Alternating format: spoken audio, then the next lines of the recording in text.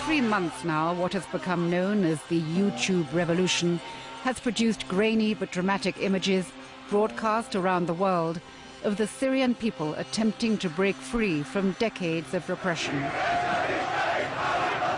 Who are these protesters and what do they want? Syria belongs to the Syrians, not to the Assad family. Freedom means so much to us Syrian women. That is why I have gone out onto the streets, risked the bullets, and protested. ضرورة وقف القتل وسحب الجيش من المدن. How can they hope to succeed against a regime prepared to use lethal force to stay in power? With Western journalists barred outright or unable to work freely, I traveled undercover to Damascus to find out.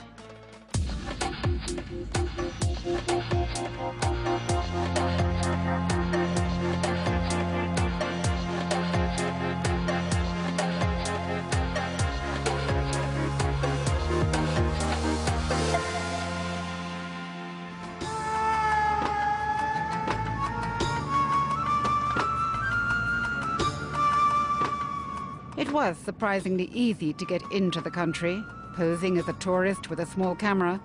But once here in Damascus, the difficulties began. If I booked into an hotel, I was told I would be followed. My contacts took me to an empty flat in a suburb of the city. To accommodate a journalist at home would put them in jail, they explained. I had to lock the doors and keep the blinds drawn. I have to sit here in hiding for hours at a time, waiting to get a message from one of the activists I'm working with here to tell me when it's safe enough to go into Damascus to meet with them. It is a frustrating way to report on the uprising here in Syria, but not as difficult as it is for those who are trying to bring about change in this country. I soon found I was not alone in my predicament. Nearly everyone I met was on the run and in hiding from Syria's ubiquitous mukhabarat, the secret police. Political activists are now scattered around the city, hiding in borrowed rooms and flats to avoid arrest. Why do they risk so much? I'm doing this because I want to live in a better place. I want secular, democratic country that respects human rights, that respect my dignity, in which I can say what I believe in without thinking of consequences of being detained. Like, for example, doing this interview with my real name and with my face facing the camera. Mustafa explained how the opposition works. There are 3 categories of activists in the country. They are the frontline or the protesters, and also the coordinators and the advocates who would promote what the protesters are doing on the ground. Sometimes I go and monitor the protests, for example driving my car to go there and I just watch myself what's going on there. And then I come home, I report this to some of the news agencies or channels, and I would publish everything I see, everything I get on a page I'm running on Facebook. It's called Monitoring Protests in Syria. Elsewhere in the city, Aliyah is also in hiding. The mother of a young daughter, she's anxious to remain anonymous, but she is a frontline demonstrator. Why? I don't want my daughter to grow up like I did, having always to say something in one place and something else in another. I want her to be free. I want her to say what she wants, where she wants, when she wants.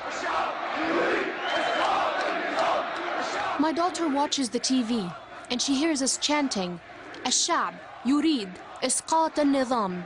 That means people want the downfall of the regime. And in her innocence, she repeated this in school, and the teacher got really angry and shouted at her and told her she had to praise the president. I found Amer, a 26-year-old journalist, writing his will. He would call himself an advocate. They caught him before he had a chance to hide. السجن هاي كانت أول تجربة سجن لإلي. كان كتير شيء قاسي بالنسبة لإلي وشيء مخيف. كنت كتير خايف. بعد ثاني جلسة تعذيب ضليت 8 أيام بمنفردة لحالي. بعدها قالوا لي نحن رح نطلعك، فضربني مدير ما بعرف، نزل لعندي مدير الفرع، بزق بوشي، قال لي كنت انت رح يكون لك مستقبل كتير منيح، انت صحفي كتير منيح، بس انت غبي، خربت بيتك بإيدك. His crime was to report on the protest and to cast doubt on the president's promise of reform. What does Amer think real reform is?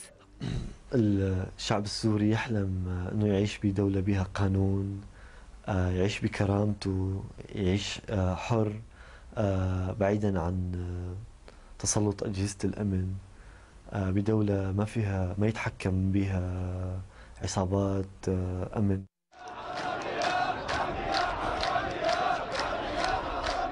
The Syrian uprising began back in March in the town of Daraa, when demonstrations broke out on behalf of a group of school children who were arrested after calling for God, Syria and freedom. Such demonstrations are illegal in Syria under the decades-old emergency law, and people here were demanding that the law be abolished. The security forces opened fire on unarmed protesters. At this point, Syrian dissidents outside the country smuggled hundreds of satellite phones across the border so that people inside and outside Syria would see what happened next. The demonstrations started when people saw what happened in Daraa and then in Banyas. People saw the videos that were uploaded, and this is just a small part, perhaps 5% of what is really happening in Syria. What is happening in Syria is really terrifying. The first time, they responded by firing at us. The security forces provoked the protesters. They took up firing positions. They pointed their guns at the protesters. Some of the young men bared their chests and they said, "If you are a man, fire. We face you with our chests bared. We are not worth more than the people of Daraa. We shall die as they died. We are seekers of freedom."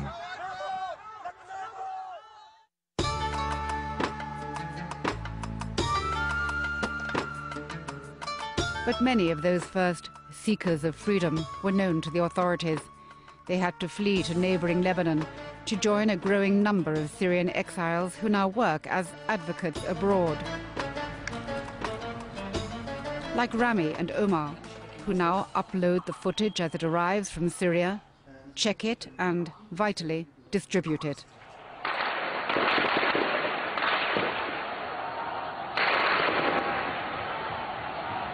هذا الحي هو الحي اللي أنا تربيت فيه وعشت فيه. هدول الناس اللي هلأ واقفين ممكن يبينوا بالشاشة، هن ناس أنا بعرفهم، ناس عايش معهم، ناس أغلبهم أصدقاء لنا أو أهلهم أصدقاء لنا. نحن هلأ الفيديو عم نسمع كيف إطلاق النار الكثيف فيه.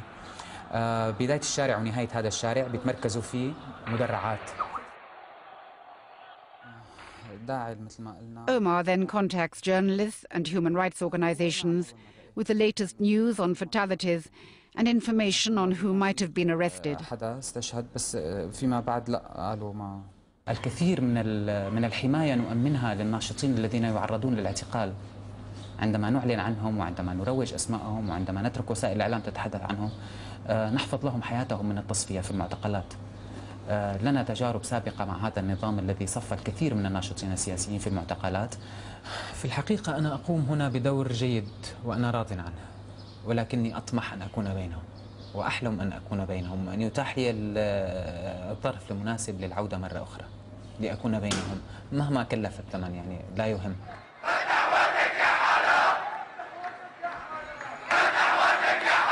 The uprising continued. Video material uploaded to YouTube inspired thousands to attend the demonstrations, despite the risk. Army brutality has been bravely documented by those who continue to wield the vital weapon of this revolution, the smartphone. The beatings and the killings have been indiscriminate. meted out to adults and children alike. The most horrific example of which was the abduction, torture and murder of 13-year-old Hamza al-Khatib. Occasionally it has become too much even for soldiers, many of whom have deserted. They too have fled across the border. Qataba explained that he could no longer take orders from his commanding officers. Syrians taking refuge here on the border with Lebanon asked not to be identified. They hope to return one day.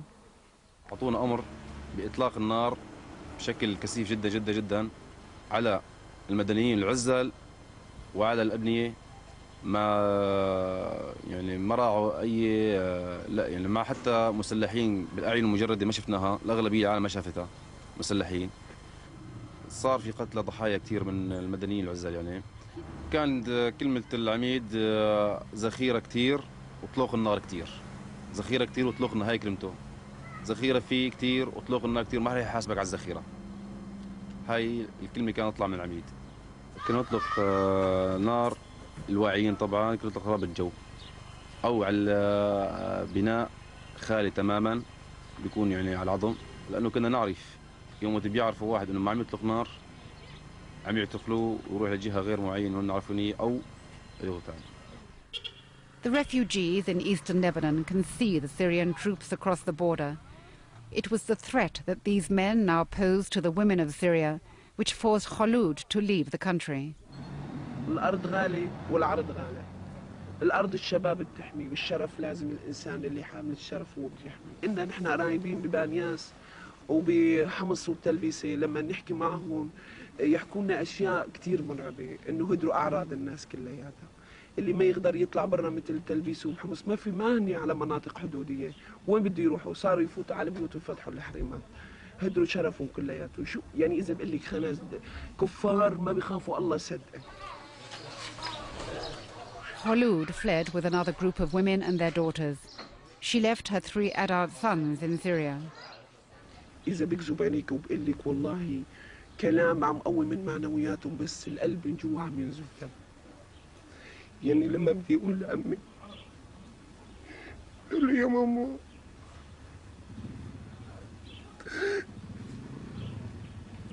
فيني أقول له يا ماما تعال، لازم أقول له يا ماما ضل.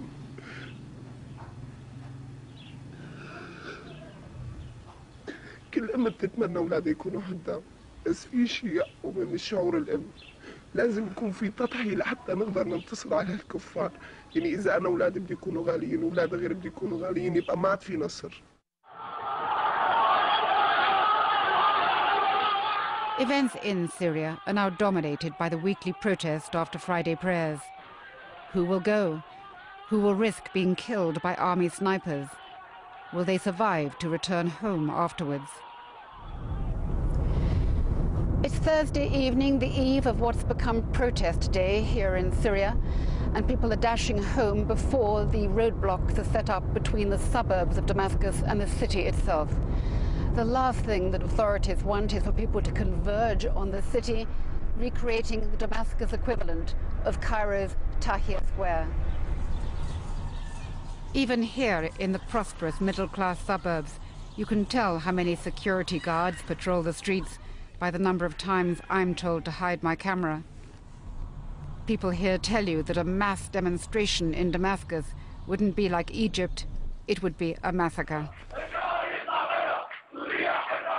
Up until now, demonstrations in Damascus have been comparatively modest.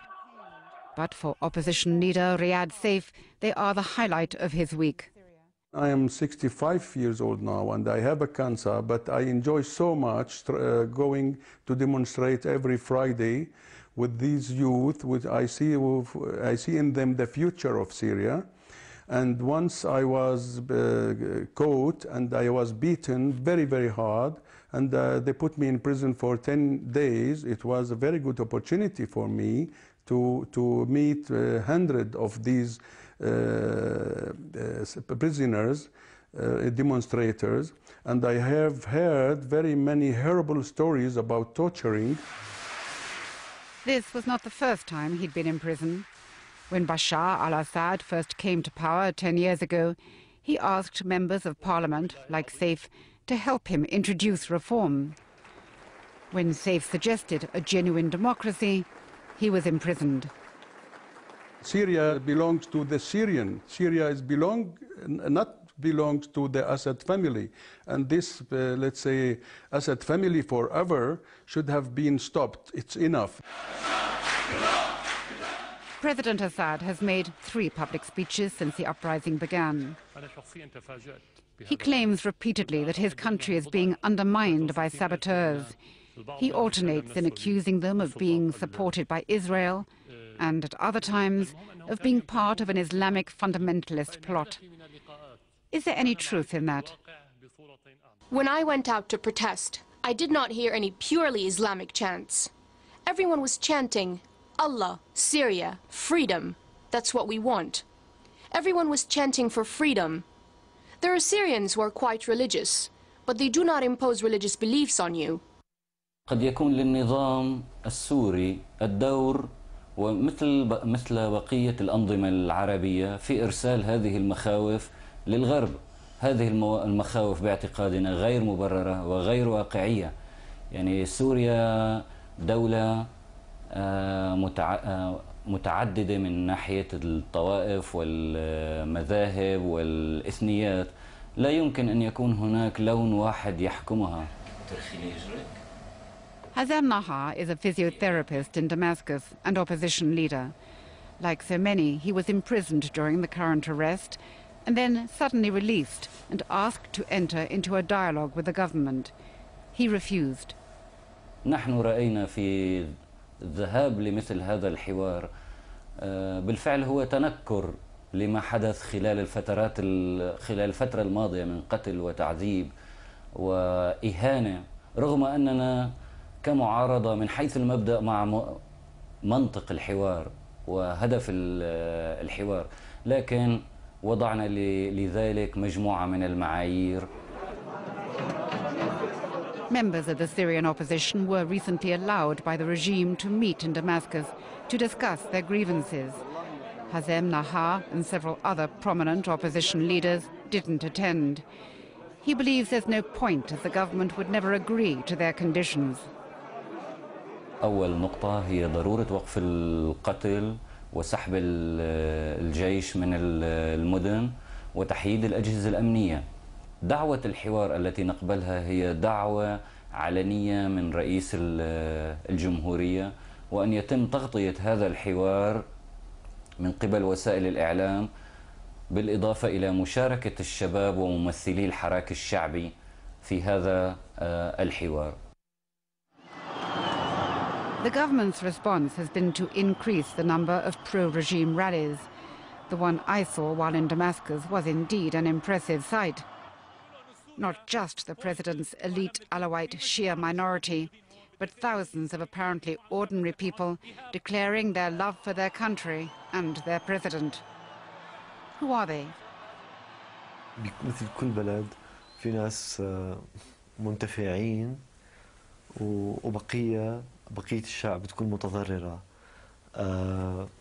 المسألة بسوريا أنه مئات الآلاف، ممكن ببعض الجمع عم يكون في أكثر من مليون وملايين عم ينزلوا على الشارع، ما عدا الأغلبية الصامتة اللي هن جالسين ببيوتهم. في ناس رح يطلعوا يأيدوا يهتفوا باسم بشار أسد. مو كل السوريين هم ضد بشار أسد. في مليونين عنصر أمن بيشتغل بسوريا، هم إذا لحالهم طلعوا فيهم يطلعوا أكبر مظاهرة يعني. There's little doubt that the silent majority is alarmed by the prospect of chaos engulfing the country. But people here also tell you that the disproportionate response by the authorities to the initially modest demands for reform has raised the stakes. لما كان الرد هو الرصاص والدبابات والقتل والاعتقالات والهروات، صاروا يطالبوا بإسقاط النظام من رأسه لأصغر عنصر أمن فيه، لأنه نظام يعني اللي يرد بهي الطريقة ما راح يقدر يقنع الناس بأي وقت آخر إنه هو ممكن يكون متزن لحتى يقدر يلبي هاي المطالب، أو إنه هو يظل حاكم لهذا البلد اللي هو قتل أبناء سجن أكثر من سجن عشرات الآلاف منه. My main wish to see Syria free before I die, and that's what I was struggling for years for that, and I'm sure it will not be so long. That I'm very optimistic I will see it.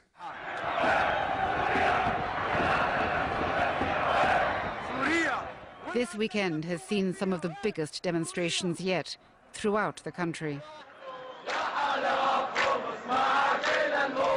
People are calling it the time to leave protest, and to drive the point home, they're holding up red cards to reinforce the point that they want Bashar al-Assad to go.